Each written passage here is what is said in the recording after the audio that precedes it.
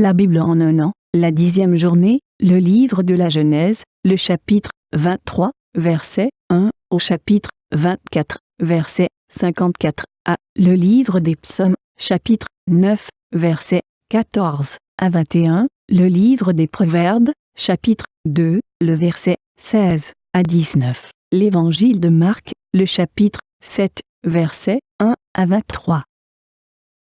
Le livre de la Genèse, chapitre 23. Sarah vécut 127 ans, c'est la durée de sa vie. Elle mourut à Kirjath Arba, c'est-à-dire Hébron, dans le pays de Canaan. Abraham vint mener deuil sur Sarah et la pleurer. Puis elle s'éloigna de son corps et dit aux Hittites, « Je suis un étranger et un résident temporaire parmi vous. Donnez-moi une propriété funéraire chez vous pour que j'enterre mon mort et l'éloigne de moi. » Les Hittites répondirent à Abraham, « Écoute-nous, Seigneur, tu es un prince de Dieu au milieu de nous. Enterre ton mort dans celui de nos lieux de sépulture que tu choisiras. Aucun de nous ne te refusera son tombeau pour que tu enterres ton mort. » Abraham se leva et se prosterna devant la population du pays, devant les Hittites. Puis il leur dit, « Si vous permettez que j'enterre mon mort et que je l'éloigne de moi, écoutez-moi. Intercédez pour moi auprès d'Éphron, fils de Tsokar, pour qu'il me cède la grotte de Macpéla qui lui appartient et qui se trouve à l'extrémité de son champ, qu'il me la cède contre sa valeur en argent, afin qu'elle me serve de propriété funéraire au milieu de vous. » Or, Éphron était assis parmi les Hittites, et Éphron, le Hittite, répondit à Abraham devant les Hittites et tous ceux qui entraient par la porte de sa ville. « Non, mon Seigneur, écoute-moi. Je te donne le champ, ainsi que la grotte qui s'y trouve. Je te les donne en présence de mes compatriotes. Enterre ton mort. » Abraham se prosterna devant la population du pays et dit à Éphron, devant la population du pays, « Écoute-moi, je t'en prie. Je donne le prix du champ. Accepte-le et j'y enterrerai mon mort. » Éphron répondit à Abraham, « Mon Seigneur, écoute-moi. Une terre de 400 pièces d'argent, qu'est-ce que cela entre nous? Enterre ton mort. » Abraham comprit Éphron et lui pesa la quantité d'argent qu'il avait indiquée devant les Hittites, 400 pièces d'argent d'après le cours en vigueur chez les marchands.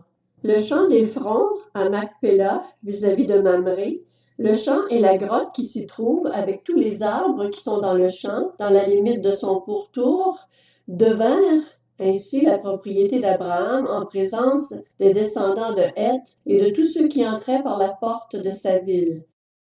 Après cela, Abraham enterra sa femme Sarah dans la grotte du champ de Macpéla vis-à-vis de Mamré, c'est-à-dire Hébron, dans le pays de Canaan. Le champ et la grotte qui s'y trouvent furent ainsi accordés comme propriété funéraire à Abraham par les Hittites. Le livre de la Genèse, chapitre 24. Abraham était vieux, d'un âge avancé. L'Éternel l'avait béni dans tous les domaines. Abraham dit à son plus ancien serviteur, qui était l'intendant de tous ses biens, « Mets ta main sous ma cuisse, et je vais te faire jurer au nom de l'Éternel, le Dieu du ciel et le Dieu de la terre, de ne pas prendre pour mon fils une femme parmi les filles des Cananéens, au milieu desquels j'habite, mais d'aller prendre une femme pour mon fils Isaac dans mon pays et dans ma patrie. » Le serviteur lui répondit, « Peut-être la femme ne voudra-t-elle pas me suivre dans ce pays-ci? Devrais-je conduire ton fils dans le pays d'où tu es sorti? » Abraham lui dit, « Garde-toi bien d'y conduire mon fils. L'Éternel, le Dieu du ciel qui m'a fait quitter ma famille et ma patrie, qui m'a parlé et qui m'a juré, je donnerai ce pays à ta descendance, enverra lui-même son ange devant toi. C'est là que tu prendras une femme pour mon fils. Si la femme ne veut pas te suivre, tu seras dégagé du serment que je te fais faire. Seulement, tu n'y conduiras pas mon fils. » Le serviteur mit sa main sous la cuisse de son seigneur Abraham et lui jura de se conformer à ses paroles. Le serviteur prit 10 chameaux parmi ceux de son seigneur, et il partit avec tous les biens de son seigneur à sa disposition. Il se leva et se rendit en Mésopotamie dans la ville de Nachor. Il fit reposer les chameaux sur leurs genoux, près d'un puits à l'extérieur de la ville. C'était le soir, le moment où les femmes qui vont puiser de l'eau sortent. Il dit, « Éternel, Dieu de mon Seigneur Abraham, donne-moi du succès aujourd'hui et fais preuve de bonté envers mon Seigneur Abraham. Voici que je me tiens près de la source d'eau et les filles des étangs de la ville vont sortir pour puiser de l'eau. Que la jeune fille à laquelle je dirai, penche ta cruche pour que je boive, et qui répondra, bois, et je donnerai aussi à boire à tes chameaux, soit celle que tu as destinée à ton serviteur Isaac. Par là, je reconnaîtrai que tu fais preuve de bonté envers mon Seigneur. » Il n'avait pas encore fini de parler que Rebecca sortit, sa cruche, sur l'épaule. Elle était la fille de Bethuel, fils de Milca, femme de Nachor, le frère d'Abraham. C'était une jeune fille très belle. Elle était vierge, aucun homme n'avait eu de relation avec elle. Elle descendit à la source, remplit sa cruche et remonta. Le serviteur courut à sa rencontre et dit, « Laisse-moi boire un peu d'eau de ta cruche. » Elle répondit, « Bois, mon Seigneur, » et s'empressa de descendre sa cruche sur sa main et de lui donner à boire. Quand elle eut fini de lui donner à boire, elle dit, « Je puiserai aussi pour tes chameaux jusqu'à ce qu'ils aient assez bu. » Elle s'empressa de vider sa cruche dans l'abreuvoir et courut encore au puits pour puiser. Elle puisa pour tous les chameaux. L'homme la regardait sans rien dire pour voir si l'Éternel faisait réussir son voyage ou non. Quand les chameaux eurent fini de boire, l'homme prit un anneau en or qui pesait 6 grammes, ainsi que 2 bracelets en or qui pesaient 120 grammes pour ses poignets, puis il dit, « De qui es-tu la fille?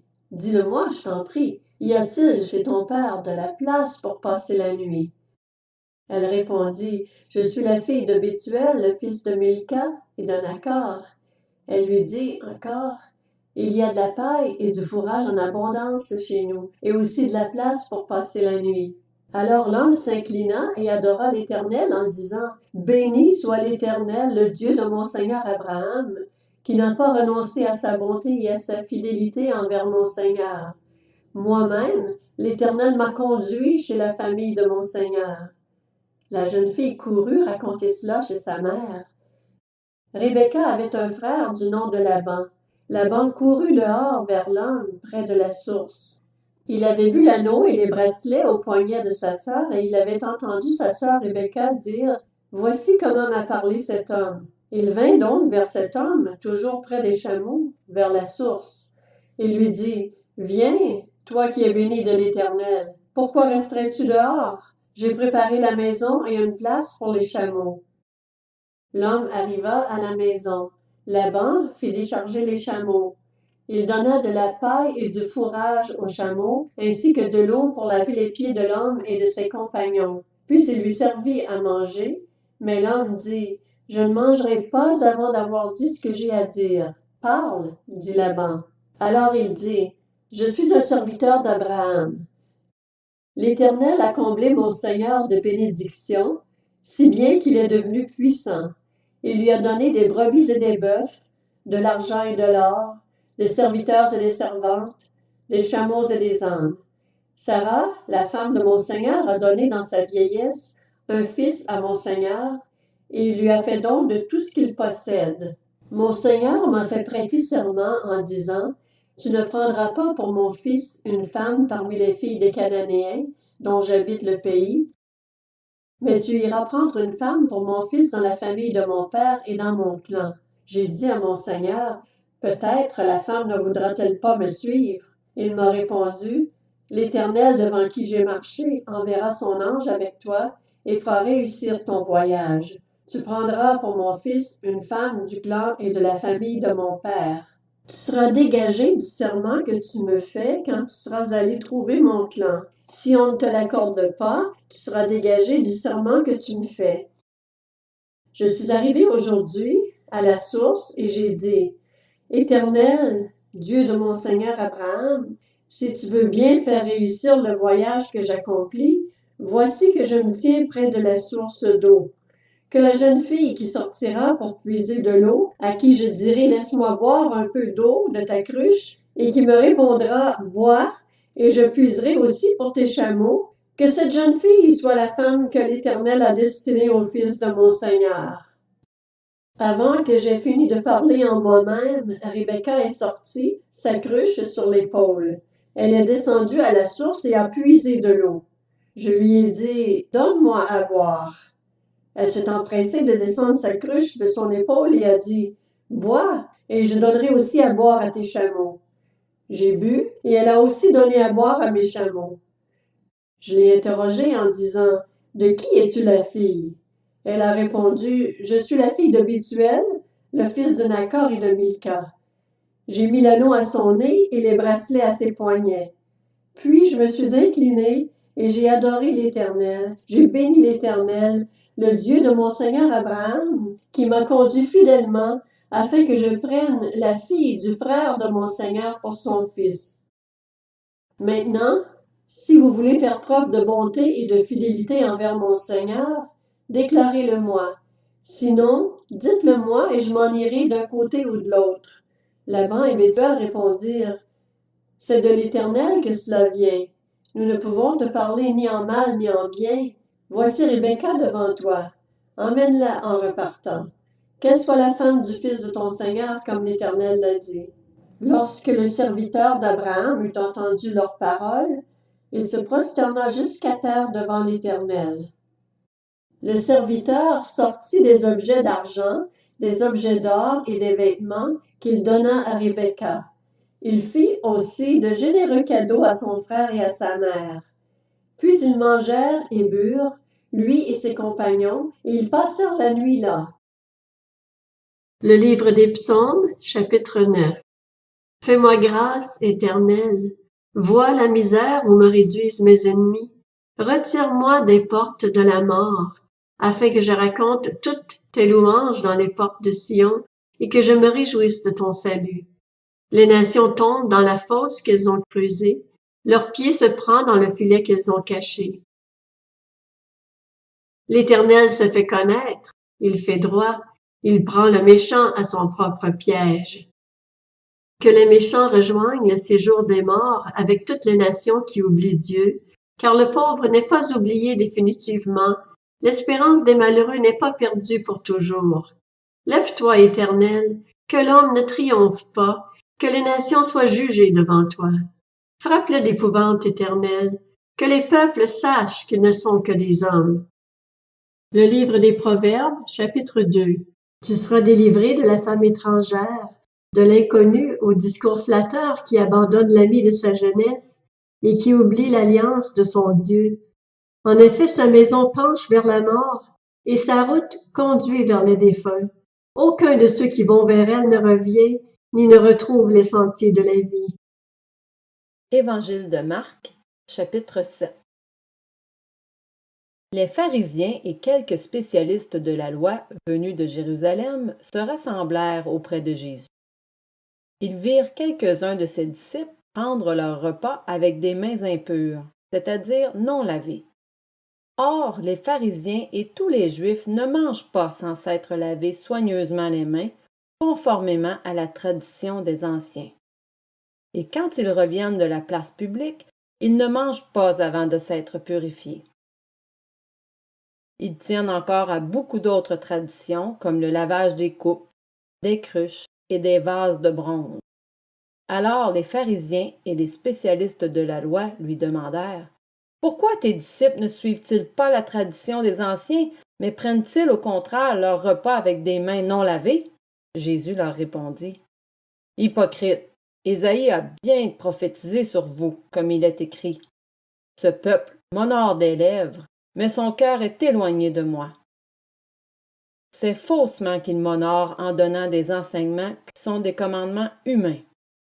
Vous abandonnez le commandement de Dieu et vous gardez la tradition des hommes, car vous lavez les pots et les coupes et vous faites beaucoup d'autres choses semblables. » Il leur dit encore, « Vous rejetez très bien le commandement de Dieu pour garder votre tradition. En effet, Moïse a dit, « Honore ton père et ta mère, et celui qui maudira son père ou sa mère sera puni de mort. » Mais d'après vous, si un homme dit à son père ou à sa mère, « Ce dont j'aurais pu t'assister est corban, c'est-à-dire une offrande à Dieu. » Alors, il peut ne plus rien faire pour son père ou pour sa mère. Vous annulez ainsi la parole de Dieu par la tradition que vous avez établie et vous faites beaucoup d'autres choses semblables. Ensuite, Jésus appela toute la foule et lui dit, « Écoutez-moi tous et comprenez. Il n'y a rien d'extérieur à l'homme qui puisse le rendre impur en pénétrant en lui, mais c'est ce qui sort de l'homme qui le rend impur. Si quelqu'un a des oreilles pour entendre, qu'il entende. » Lorsqu'il fut entré dans la maison, loin de la foule, ses disciples l'interrogèrent sur cette parabole. Il leur dit, « Vous aussi, vous êtes donc sans intelligence? Ne comprenez-vous pas que rien de ce qui, de l'extérieur, entre dans l'homme ne peut le rendre impur? En effet, cela n'entre pas dans son cœur, mais dans son ventre, puis est évacué dans les toilettes. » Il déclarait ainsi que tous les aliments sont purs. Il dit encore, « C'est ce qui sort de l'homme qui le rend impur. » En effet, c'est de l'intérieur, c'est du cœur des hommes que sortent les mauvaises pensées, les adultères, l'immoralité sexuelle, les meurtres, les vols, la soif de posséder, les méchancetés, la fraude, la débauche, le regard envieux, la calomnie, l'orgueil, la folie. Toutes ces choses mauvaises sortent du dedans et rendent l'homme impur.